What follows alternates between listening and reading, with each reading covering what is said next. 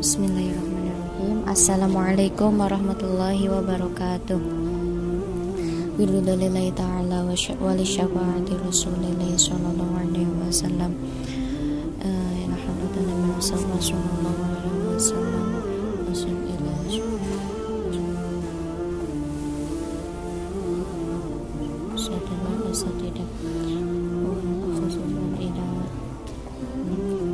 Lahumul Fatihah.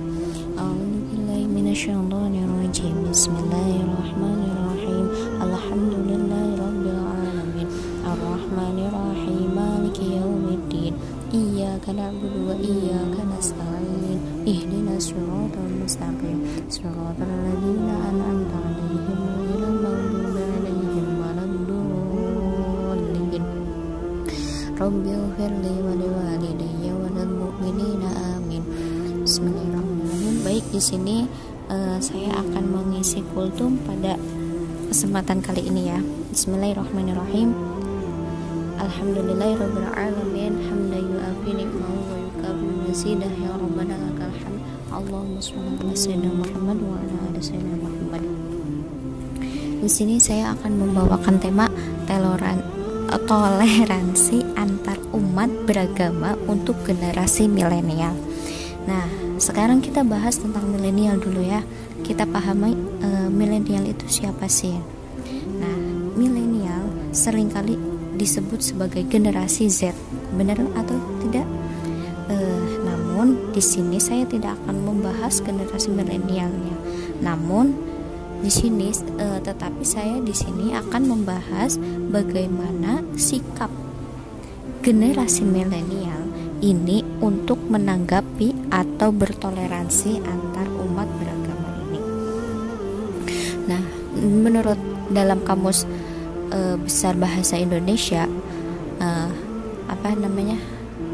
umat itu diartikan sebagai para penganut. Tadi kan kita membahas tentang toleransi antar umat beragama untuk generasi milenial. Tadi poin milenial sudah dibahas, sekarang tinggal membahas umat. Nah, namanya umat itu dalam kamus besar bahasa Indonesia itu berarti para penganut atau pemeluk. Nah, di sini dapat diartikan bahwa para umat itu adalah para penganut dengan mempunyai suatu kepercayaan atau keyakinan tersendiri. Banyak sekali ragam keyakinan atau kepercayaan di negeri ini, biasanya disebut dengan agama ya. Namun begitu hebatnya Bhinneka Tunggal Ika Bhinneka Tunggal ini yang bisa mempersatukan perbedaan itu. Contohnya, ketika hari raya Islam, semua sekolah itu diliburkan. Nah, itu sebagai bentuk apa sih ya? Terus selain itu, ketika hari raya Hindu pula juga diliburkan. Ketika hari raya umat Kristen nih juga diliburkan. Hal tersebut adalah bentuk toleransi antar umat beragama yang mungkin tak dimiliki di negeri yang lain. Mungkin Indonesia itu sangatlah terkenal dengan jadi orang Indonesia kalau di luar negeri itu sangat terkenal sifat ramahnya. Jadi mungkin dari sifat yang menjadi watak warga Indonesia tersendiri menjadikan menumbuhkan Bhinneka Tunggal Ika itu menjadi bisa dilaksanakan atau diterapkan dalam kehidupan bangsa kita itu. Terus, namun di sini ada yang sering kali terjadi pada masa kini itu, bagaimana sih ketika hari raya umat Kristen atau biasa disebut memperingati hari Natal. Nah, lalu bagaimana sih? Apakah boleh seorang Muslim yang mempunyai keyakinan kepada Allah itu mengucapkan selamat hari Natal? Boleh atau tidakkah? Nah, di sini saya akan sedikit membantu menjawab dengan permasalahan yang sering terjadi itu ya.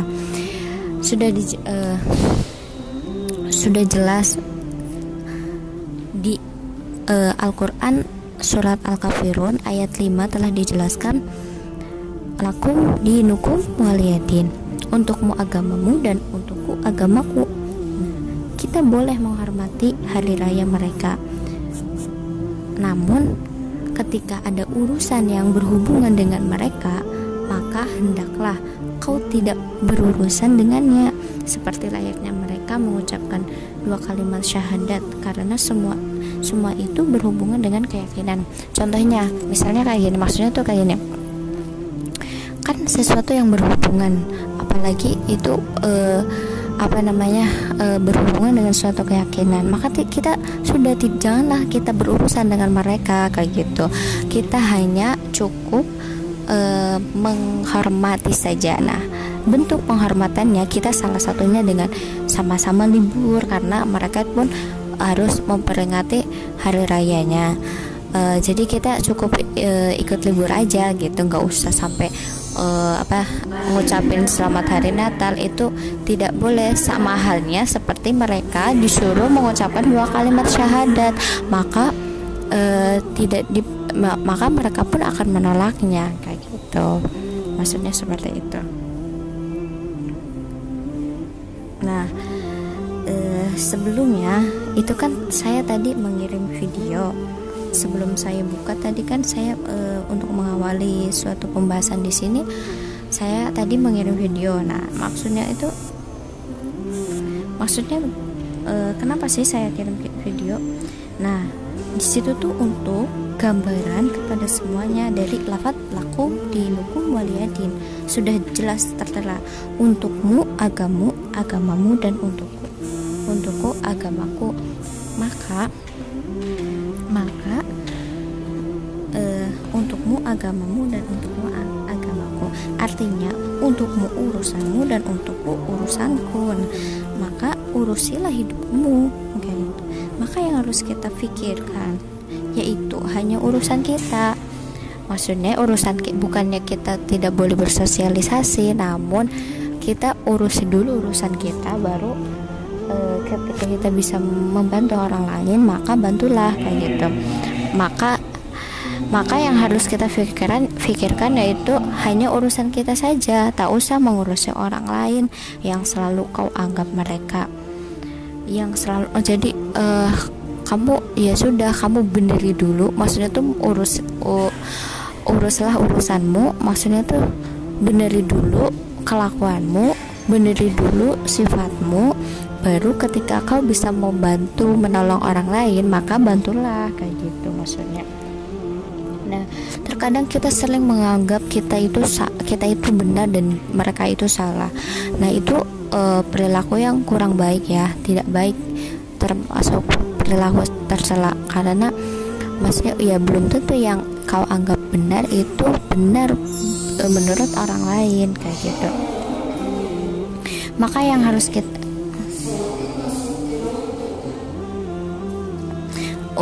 jadi sebenarnya jangan mengurusi orang lain selama kau belum benar ya, karena hidup ini jadi diibaratkan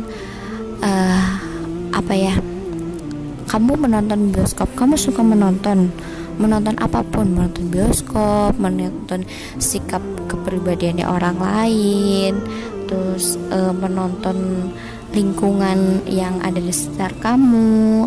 Nah, di situ memang sebuah kehidupan itu jadi ada dua ya, maksudnya tuh ada saatnya kita menonton orang lain, namun tak selamanya kita menonton orang lain. Kita juga akan berlagak seperti yang mereka lakukan. Jadi maka kita harus sering menyadari diri atau mengaca, bahasanya ya, ngaca terhadap bercermin pada diri sendiri kayak gitu, untuk memperbaiki dirimu kayak gitu. Jadi di sini maksudnya tuh apa sih dari video itu? Jadi ada hal menurut Imam Al-Ghazali, itu dijelaskan ada beberapa hal yang harus diperhatikan. Jadi ada 4 anggota yang menjadi sumber dosa yang namanya sumber kan itu namanya sumber itu kan penyebab awal cikal bakal kita melakukan suatu maksiat atau kita melakukan dosa itu apa saja sih. Jadi ada 4, yaitu hati, yang kedua lisan, ketiga mata, keempat perut. Nah, di sini hati. Kenapa sih hati menjadi sumber kemaksiatan? Itu karena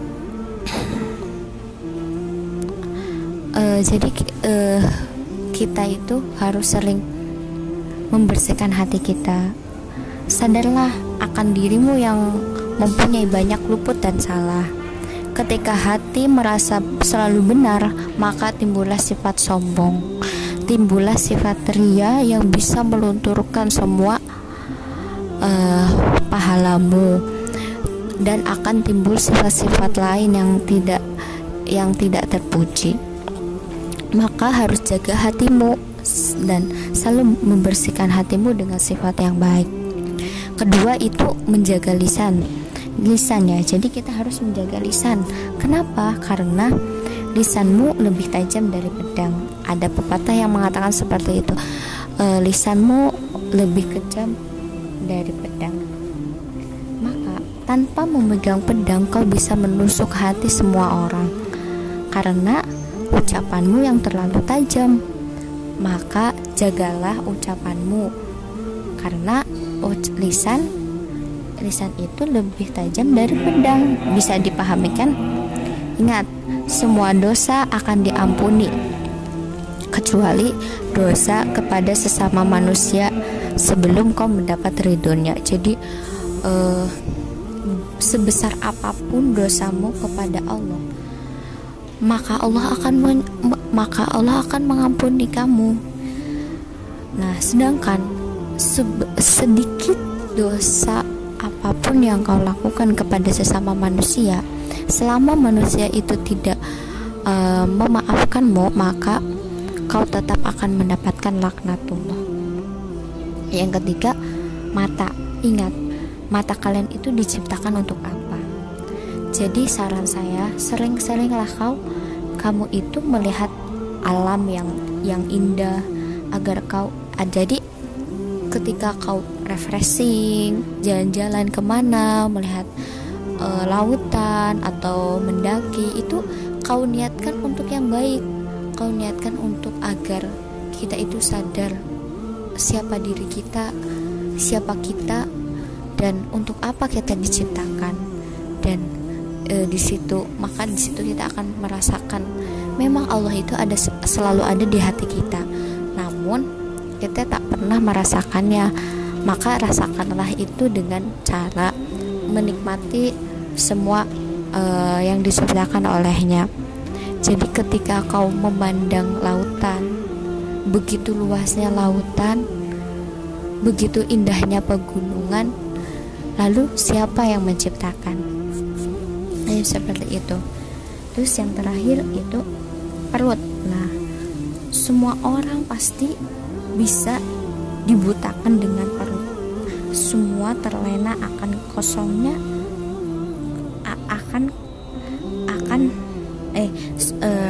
semua itu akan dibutakan dengan perutnya, dimana dia itu akan terlena apa sih sebenarnya yang ia makan. Jadi mereka itu hanya orang yang lupa akan perutnya itu akan merelakan sesuatu apapun agar dia mendapatkannya.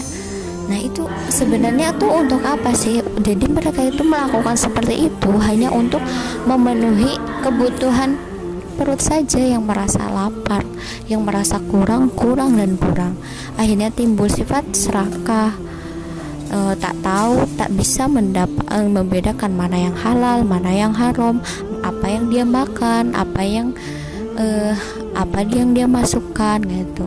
Karena suatu makanan itu ketika sudah dimakan akan mendarah daging dan untuk tubuh kita kan. Masa apakah kau rela memberikan makanan itu, makanan haram yang akan menjadi darah dagingmu nanti, sampai namanya darah daging kan nanti sampai akan diberikan kepada anak turunanmu? Apakah kau rela anak turunanmu dialirkan sesuatu yang haram? Dari situ kita harus lihat apakah benarkah, apakah benar, dan apakah kau rela melakukan seperti itu kepada dirimu sendiri, kepada ragamu, dan hampir bisa kepada anak turunanmu. Mungkin di sini cukup sekian dari kultum saya, semoga bermanfaat. Undur makola wala tandur makola, undur mankola wala tandur mankola. Wallahu a'lam bishawab. Wassalamualaikum warahmatullahi wabarakatuh.